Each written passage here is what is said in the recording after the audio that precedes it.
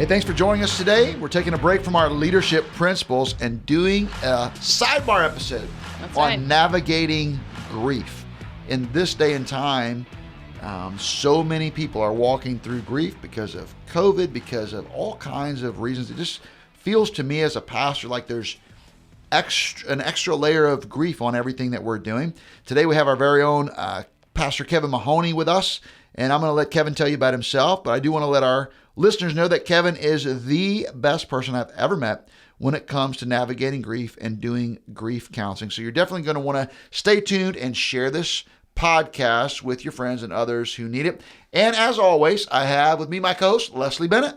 That's right. So Pastor Jimmy, Kevin is a gift to us and to our church. And so Pastor Kevin, would you just tell our listeners a little bit about yourself, who you are, your family, some of those personal things about yourself? Well, I have been part of the family church ministry for probably 30 plus years now. I actually served on our staff for over 21.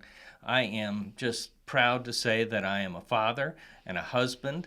My wife is my best friend. Her name is Jonelle. She is a pediatrician, and we do a lot of ministry together as it relates to taking care of physical needs for people, as well as emotional and spiritual.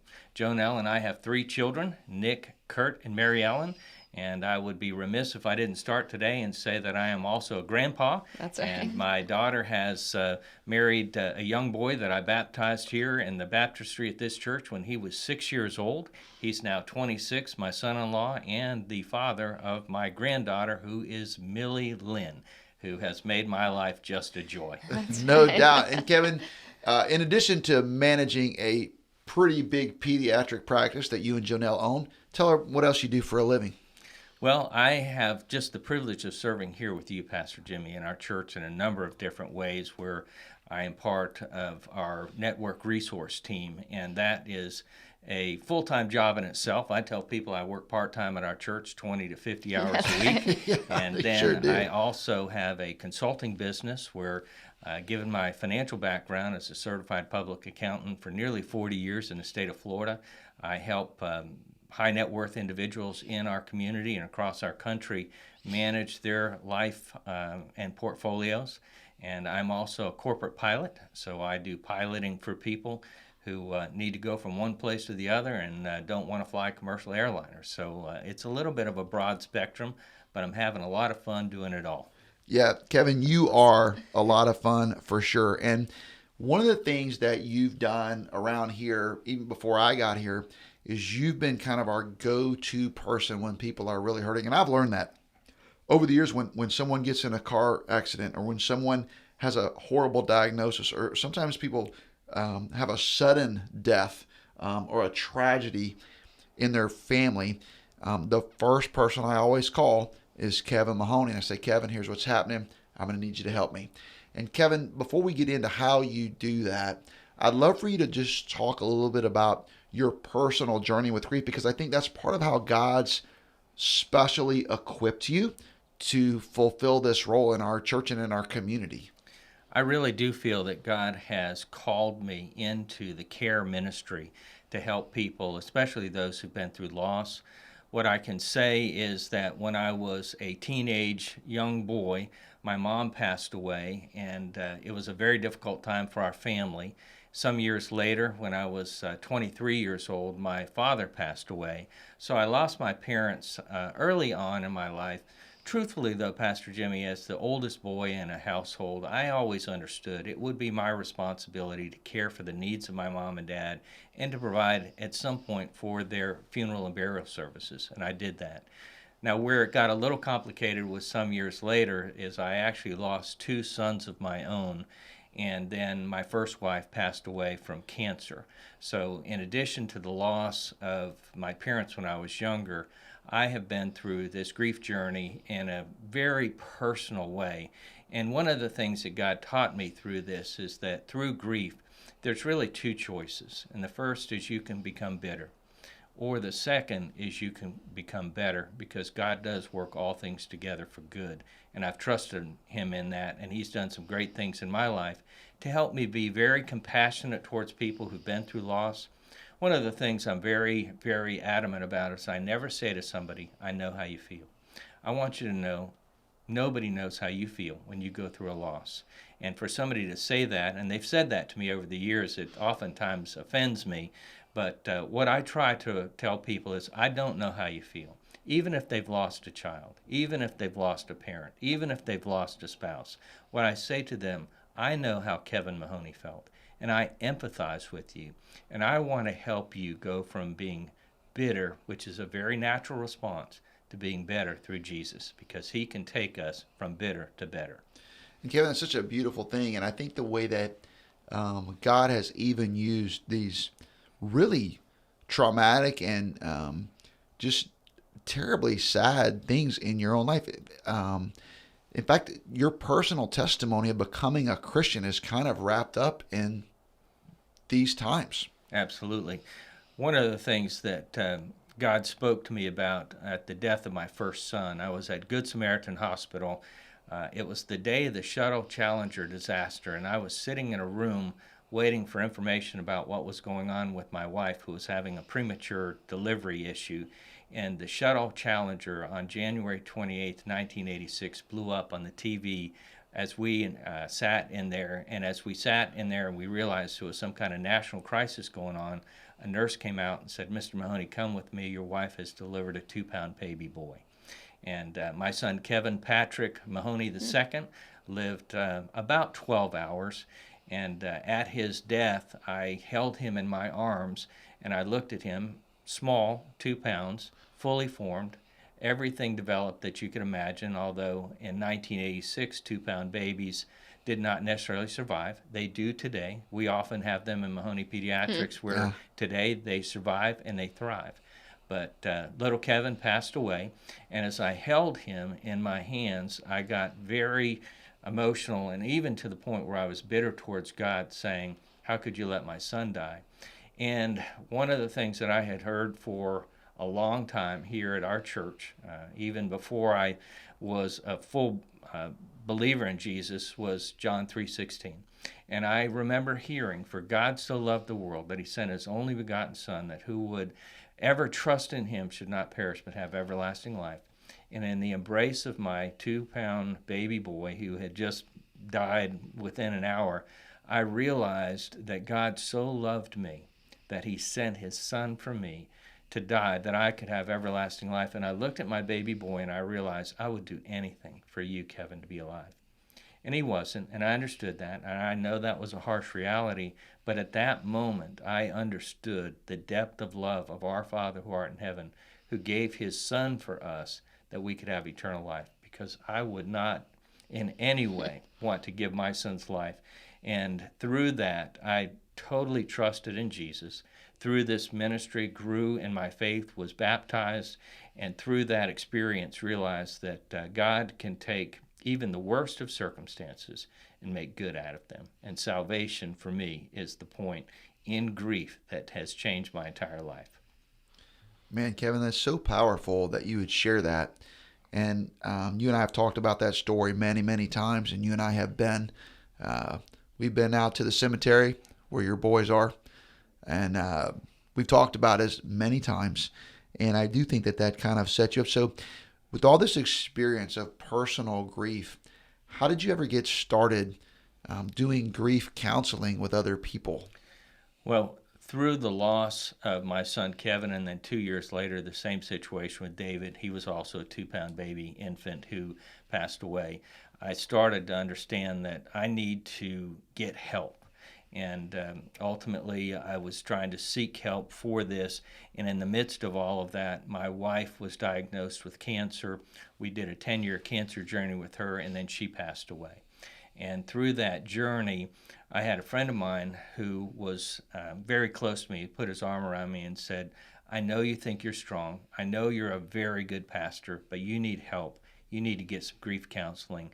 And he put me in touch with a grief counselor that I went and visited twice a month for a year and once a month for another 6 months. So over an 18-month period after the loss of my first wife, I was in full-fledged grief counseling. This counselor actually sent me to the hospice program for loss. Trust Bridge is what it's called in our community today. And they had a program where I went with my 5-year-old daughter, and we went every Wednesday, and it was a great program about grief counseling. Licensed, accredited PhD counselors here in our community, but there was nothing about the hope of God and salvation through Jesus in that program. As a result of going through that program and my own one-on-one counseling, I sought out a national search for a grief program that would help people in loss that was Jesus-centered. And I found a program that we're using now 18 years later in our own ministry called Griefshare. And I would like to just expand on that because I think the Griefshare program, having done it now for 18 years, has been instrumental in helping people go from mourning to joy. Well, let's talk a little bit about that. So, you want to talk about the program right now? Would that be the bet where you'd like Sure. to go? Yeah. The Grief program is a program that was started by a group called Church Initiative. And Church Initiative has two major platforms. One is Griefshare, and the other is Divorce Care. And some 18 years ago, through the loss of my wife, I sought out the Griefshare program and started to study about it, and then asked that we would get signed up as a church, and we did. And frankly, because there was nobody to lead it, I just decided that I would be the first Griefshare leader for our church. And over the years, I have been partnered with a number of people, men and women who've been through loss, who helped me teach the program. I am now, Pastor Jimmy, leading a class that has 33 registered participants.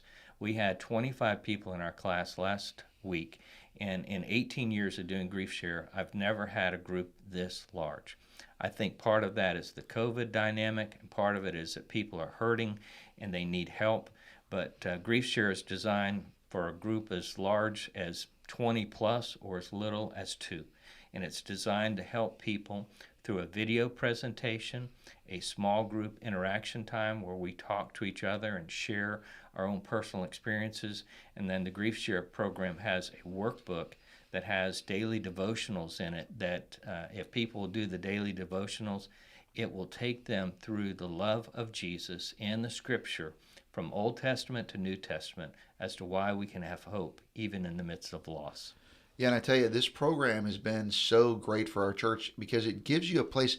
We have people all the time, Leslie, that come to our church and they say, I've just lost my son. I've just lost my husband. I've just, my mom just died.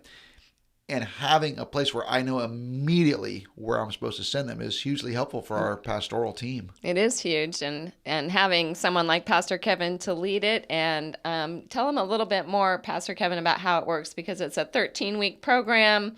You can join anytime. I mean, anybody can do it. Anything you want to share with our listeners when it comes to that kind of thing? Well, like so many tools in today's world, the first place to start is on the web. And what I would encourage our listeners today to do is go to griefshare.org. Griefshare.org is a comprehensive web program-based set of materials that allows you to learn about this grief program. As a pastor, as a leader in a church, you can sign your church up for that. When we first started Griefshare some 18 years ago here in West Palm Beach, Florida, I believe we were the first Griefshare program in all of the Southeast USA. And fortunately, and I'm very pleased because Griefshare as an organization has done such a great job, it's literally all over Palm Beach County, all over Florida, and not just nationally but internationally a tool that people can use. So go to griefshare.org and get yourself signed up as a church, and then people can sign up through your church registry to find out when you're doing classes. It is a 13-week program.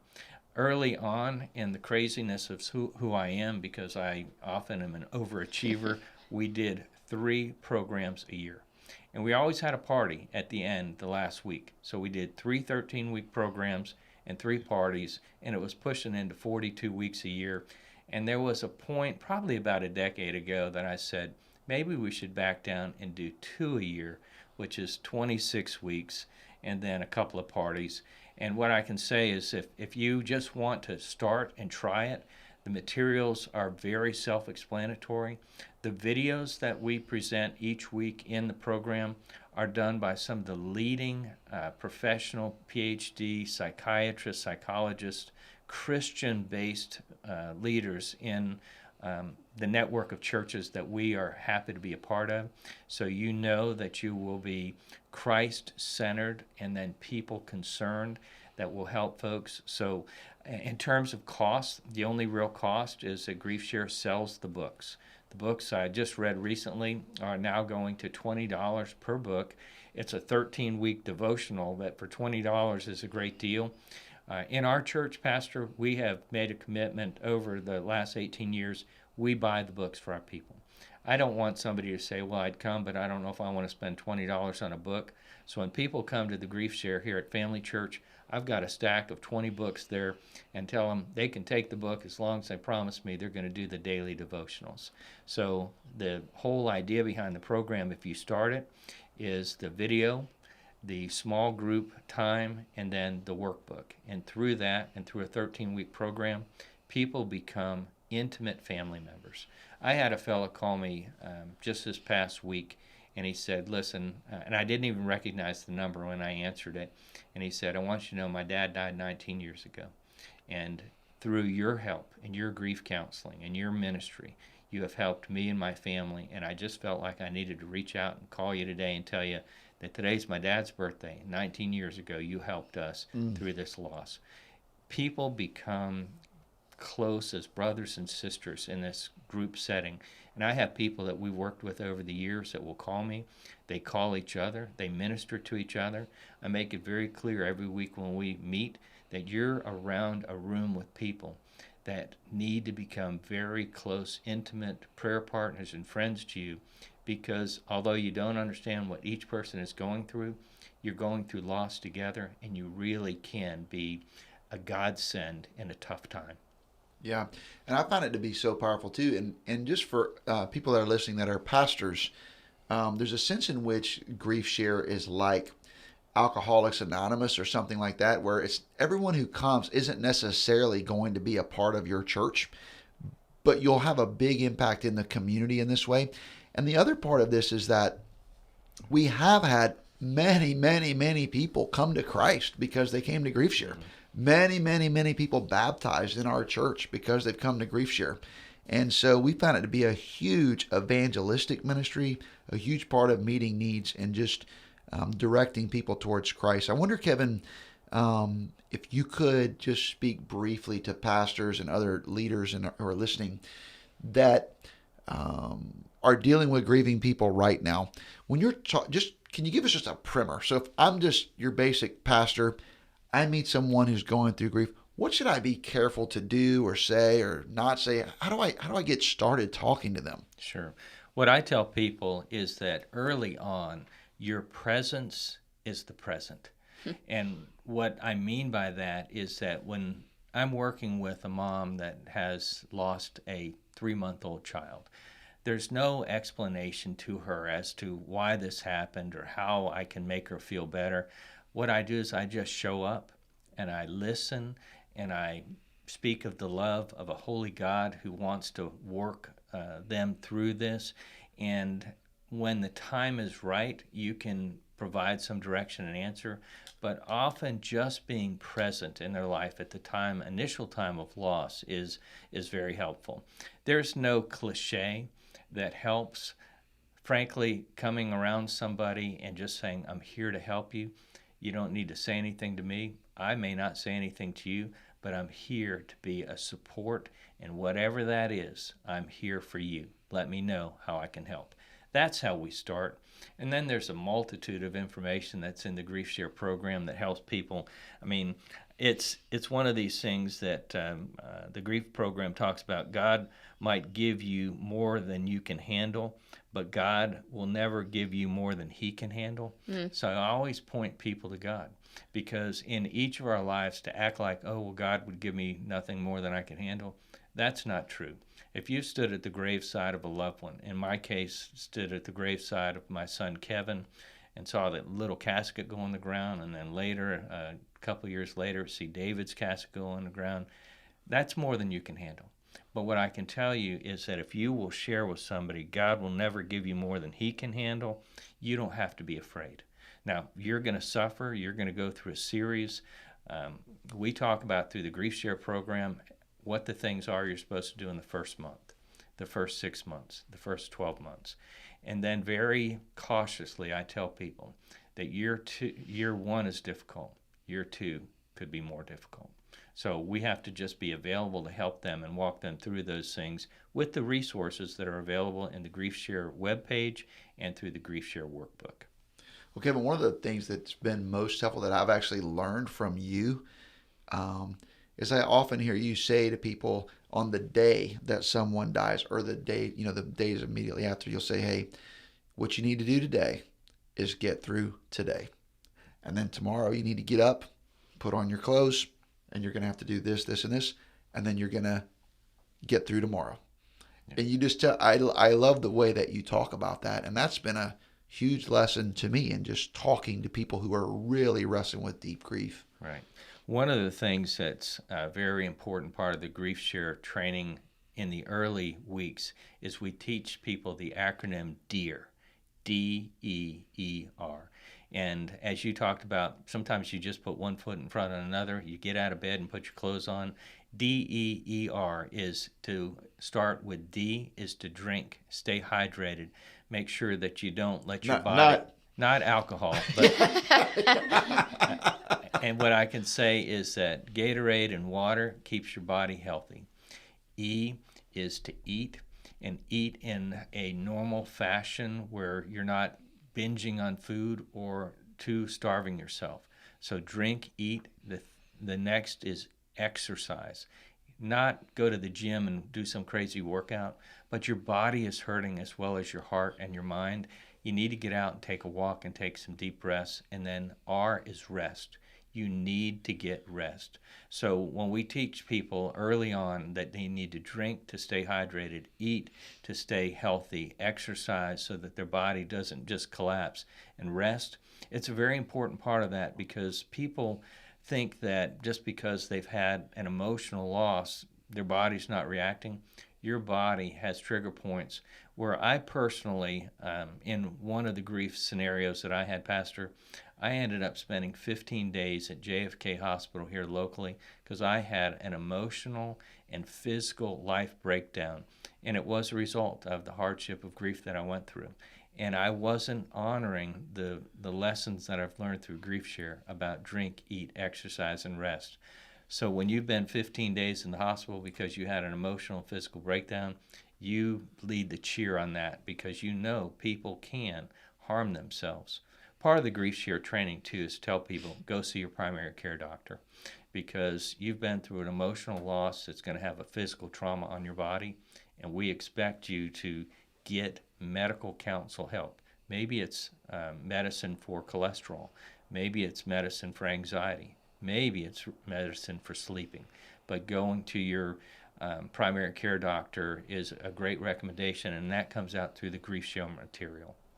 Yeah, and Kevin, I'm so grateful for your willingness to be on the podcast today. Leslie, I wonder if you have any closing words, because you also interact with a lot of people who deal with grief because of your position in our church. Well, I was going to say one of the biggest things that I learned from you, Pastor Kevin, when we walked through this together was not to ask someone how they're doing, but just to let them know it's good to see you today.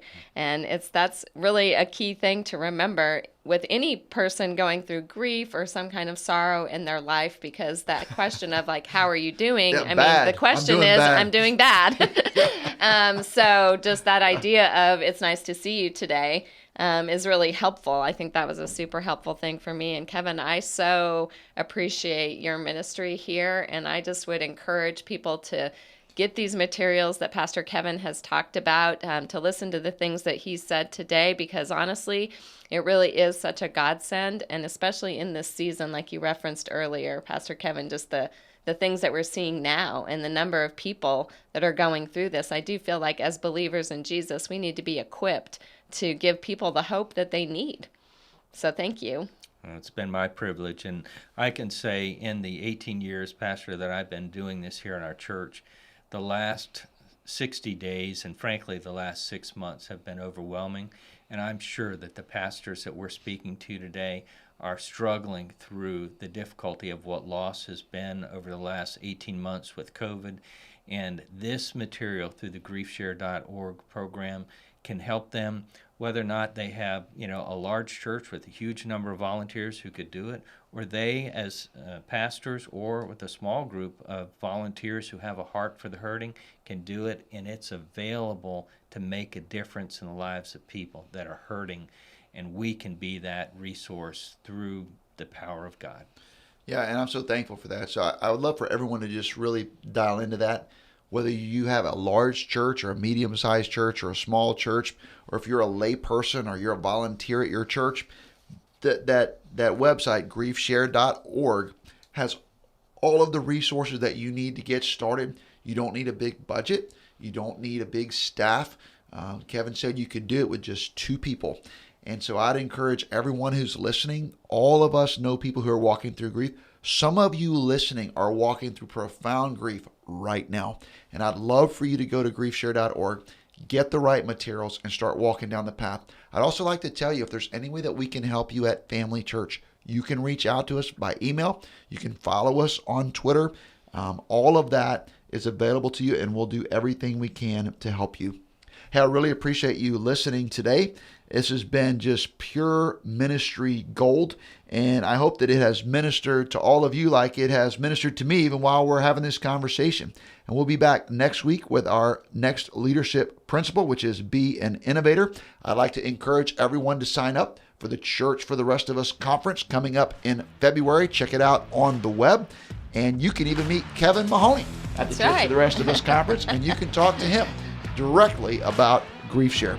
Hey, I'm Jimmy Scroggins, Kevin Mahoney, Leslie Bennett, Church for the Rest of Us. Hey, thanks for joining us on today's podcast. Feel free to jump on to FamilyChurchNetwork.com, chime in on our blog, or follow me on Twitter at Jimmy Scroggins. We'd love to hear from you. We want to learn from you because we're all in this together. This is Church for the Rest of Us.